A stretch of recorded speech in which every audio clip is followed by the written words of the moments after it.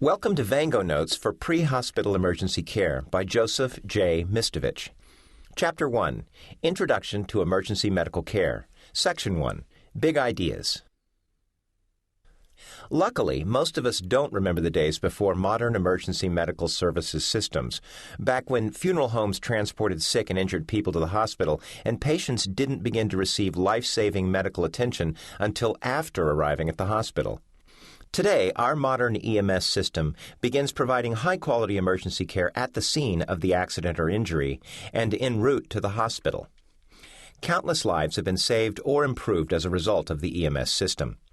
In this chapter, you received an overview of the EMS system, including its history, current standards, levels of training, and its part in a community's overall healthcare system. You also learned a lot about what it takes to be a successful emergency medical technician, or EMT.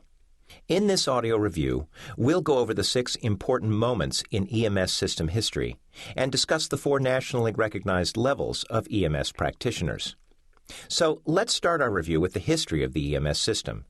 Chapter 1 highlighted 6 significant historic developments that impacted the evolution of our current EMS system.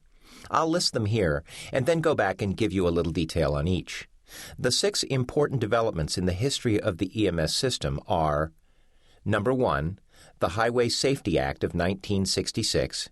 Number 2, the Emergency Medical Services System Act of 1973. Number 3, the advent of public CPR training. Number 4, the 1993 release of the National Emergency Medical Services Education and Practice Blueprint. Number 5, the 1996 publication of the EMS Agenda for the Future. And number 6, the 2005 release of the National EMS Scope of Practice Model. Now I'll go back and give you a quick note on each of these. First, let's talk about the Highway Safety Act of 1966, which is really the birthplace of a federally recognized EMS. The Highway Safety Act of 1966 required states to establish federally certified highway safety programs that include emergency services. As a result, the NHTSA, which is part of the Department of Transportation, led the charge in developing emergency medical services, with a focus on improving the education of pre-hospital personnel and the development of national standard curricula.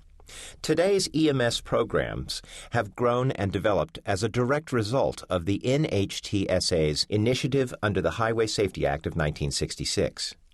The second important development in the history of the EMS system is the Emergency Medical Services System Act of 1973.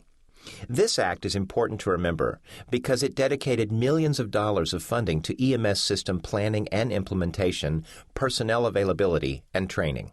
Number 3 in our list of watershed moments is the advent of public CPR training. It was the American Heart Association that first began teaching CPR and basic life support to the public. This exposed the masses to information and techniques previously unavailable to the non-medical community. Today, completion of a CPR course is a prerequisite to the EMT course. Fourth in our list of important moments in EMS history is the 1993 release of the National Emergency Medical Services Education and Practice Blueprint. The National Registry of EMTs developed the blueprint, which defines issues related to EMS training and education. The blueprint is important because it would go on to guide the development of national training curricula for EMS systems.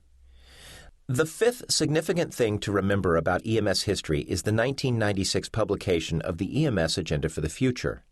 Issued by the NHTSA, which you'll remember is the acronym for the National Highway Traffic Safety Administration, the EMS Agenda for the Future intended to make EMS an even greater component in the U.S.'s healthcare system.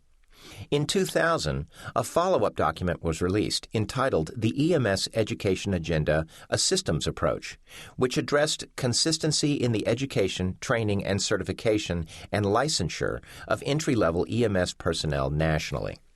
The 6th and final historic development you should remember is the 2005 release of the National EMS Scope of Practice Model. The Scope of Practice, also produced by the NHTSA, officially names the 4 levels of EMS licensure and specifies what knowledge and skills are required at each level. We'll talk more about the scope of